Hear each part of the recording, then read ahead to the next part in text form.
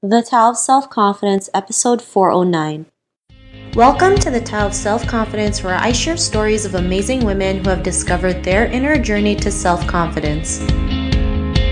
Visit our website at thetaoofselfconfidence.com. Your inner journey to self-confidence awaits. Well, hello friend. Welcome to the Tao of Self-Confidence, where I share stories of amazing women who have discovered their inner journey to self-confidence. I'm your host today, Sheena Yap-Chan, and today I have a phenomenal lady on the show today. She's an actress and a filmmaker, and I'm just really excited to have her on today to share her story. So without further ado, I'm going to introduce you to Kristine Gerolaga. Kristine, how are you today? Maybe you can fill in a little bit more about yourself to our listeners. Hi, Sheena. Thanks so much for having me. I'm doing great. I hope you're doing well as well. I am a Bay Area native. I was born in San Francisco, Bay Area, and have lived there for most of my life. I just recently moved over to Los Angeles, where I reside now. Been here for about 2.5 years, and I've just been going hard at the acting and filmmaking career as an Asian American woman. Awesome. Well, thanks for sharing that. And Kristine, what's your cultural background? I am Filipina American. Awesome. Well, thanks for sharing that. And what would be your favorite self-confidence quote? I absolutely love this quote by Carrie Fisher. I believe it's from one of her books that I didn't get a chance to read, but it's so inspiring to me and seriously been one of the things that I have been reading back to myself whenever I start to get a little less confident in my choices or whenever I'm feeling some kind of fear. And that quote is, "Stay afraid, but do it anyway. What's important is the action. You don't have to wait to be confident. Just do it, and eventually the confidence will follow." And I just love that so much, and everything that says about embracing the fear and moving forward anyway. Thanks for sharing that. And that's a great quote, especially, we all feel fear, right? Sometimes fear stops us from doing something, but really fear should be our motivator to, take action on whatever it is we want to do, whether it's to be an actress, to travel the world, to live your own life. I think if we see it as a motivator, rather the opposite, then we can go out there and do amazing things. I really love that quote. And in your own words, how do you define self-confidence? I would define self-confidence as really just, being unapologetically you and true to yourself, which is something that I am constantly working toward for me, because that's something I struggle with still to this day. But I would have to say just being absolutely unapologetic. That's a great definition, and I think we're all guilty of that, right? Just always apologizing for every single thing. But as long as we're aware of it, we can, find ways to work on ourselves and make that, easier to fix. So thanks for sharing that. And, what was your life like before your discovery of self-confidence? Before, and it's even hard for me to say that I've discovered self-confidence because, it's a constant journey for me and it's a constant back and forth. And there's like these waves of feeling confident and then the waves of feeling, not so confident. And I could say that when I'm not feeling confident, it's just this feeling of, where I'm second guessing myself constantly. Yeah, I'm constantly apologetic about, my ideas, my work, my opinions, my appearance especially, and like just always being afraid of what people think of me. That's basically what it's like for me when I'm not feeling confident at all. Thanks for sharing that. And I think that's something we all go through, right? The fear of like what other people think of us, especially in the world of like social media. We see photos on Instagram and Facebook and we're so great at the comparing game. But we have to realize like sometimes it's like what you see is not always real. There's filters, there's editing, it's not real and raw. And I'm not saying that all of them are like that, but I think we have to remember like, this is just a picture, don't take it so seriously. I know it's easier said than done, but when we work on when we do work on ourselves, it does get easier. And what was that point in your life life when you realize you're more than enough. You can go out there and, be the person that you are today, being an actress and a filmmaker. What was that aha moment? Well, actually, it's one of my favorite things that I've been learning as an actor and, as a filmmaker is that, like, especially in this industry where people think they have it all figured out, like, and in life in general, I just realized no one has it all figured out. And that, like, having that knowledge that no one has it all figured out is really liberating to me.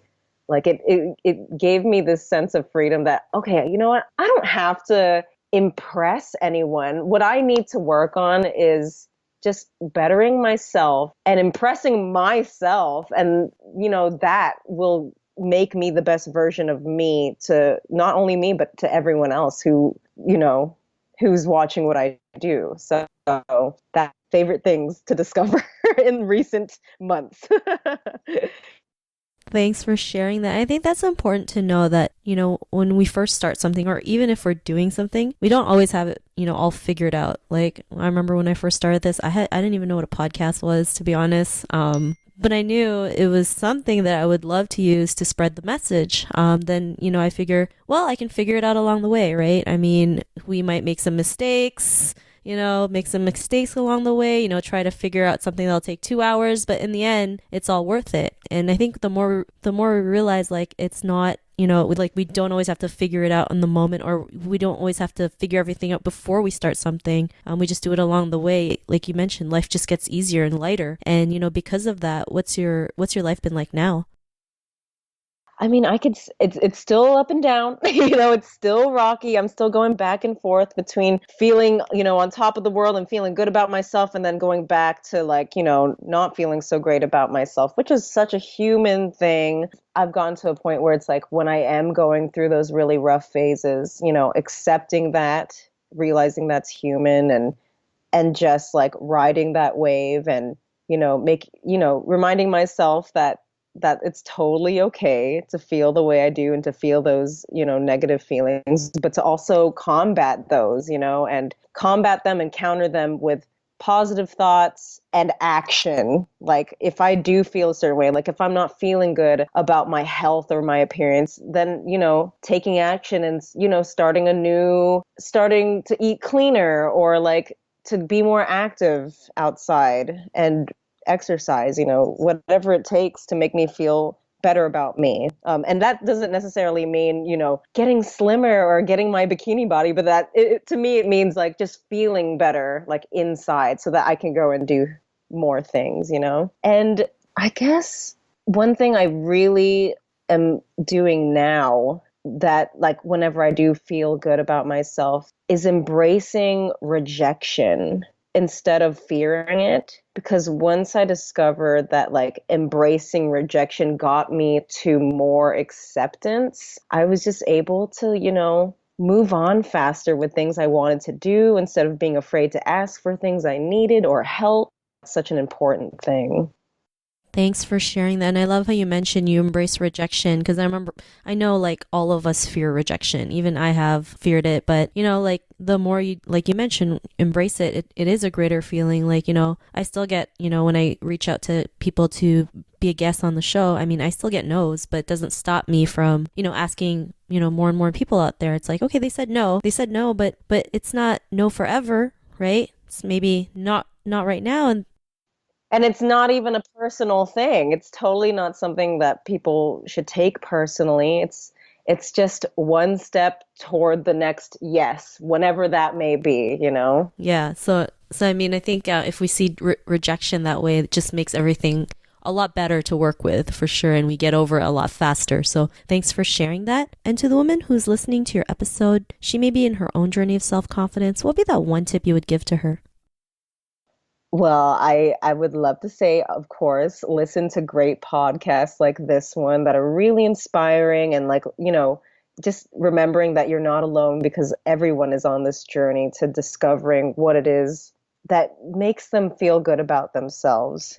Everyone goes through rough patches and discovering self-confidence. So I would say listen to podcasts like this one. Stop apologizing for things you don't need to apologize for. Challenge yourself to keep evolving and growing. And one of my favorite things to do now that I literally just started doing a couple of months ago was like actually say out loud to myself how proud I am of the things that I'm doing. Because hearing that out loud for me has actually been very healing and powerful, and it's just I think a really healthy way to treat ourselves. Thanks for sharing that. And I think, those are all great tips, especially being proud of yourselves. We have to celebrate every single success that we have in our lives, no matter how big they are or small, because, the small success leads to big ones. And I think the more we celebrate that, it also helps us build confidence and keeps helping us take action on what we want. So absolutely. And it totally also, makes the journey even more worthwhile if we're not like, every step of the way is worth celebrating, not just the big milestones. And it totally just makes the journey even more exciting if you celebrate more. So yeah, I totally agree with that. So thanks for sharing that. And Kristine, if our listeners wanted to get to know a little bit more about you and what you do, or check out some of your work, is there any links or social media profiles we can connect with? Sure. You could see all of my acting and filmmaking work on my website, KristineGerolaga.com. And you could also follow me on Twitter at Kristine, spelled Kristen_GEE, and my Instagram, Kristine Gerolaga. Thanks for sharing that. And to our listeners, if you want to connect with Kristine, you can also head on over to thetaoofselfconfidence.com and search for Kristine's name. Her show notes will pop up along with everything else that we talked about. And I just really want to thank Kristine for taking the time to share her story and tips with us on self-confidence. So thank you so much, Kristine. Well, thank you, Sheena. I'm seriously really honored that you had me on here. I'm still working on my journey, and your podcast has been helpful for that. So congratulations to you, and I can't wait to hear the next episodes. Awesome. Well, it was really great having you on as well. Thanks for taking the time for sure to come over and, share your story a little bit. So thanks again. And to our listeners, be on the lookout for another new episode of another amazing woman's journey to self-confidence, and we'll talk to you soon. Bye for now. Bye-bye. Thank you for tuning in to another amazing episode of the Tao of Self-Confidence. Sign up for our free membership site to get more amazing resources for self-confidence by visiting our website at thetaoofselfconfidence.com. Your inner journey to self-confidence awaits.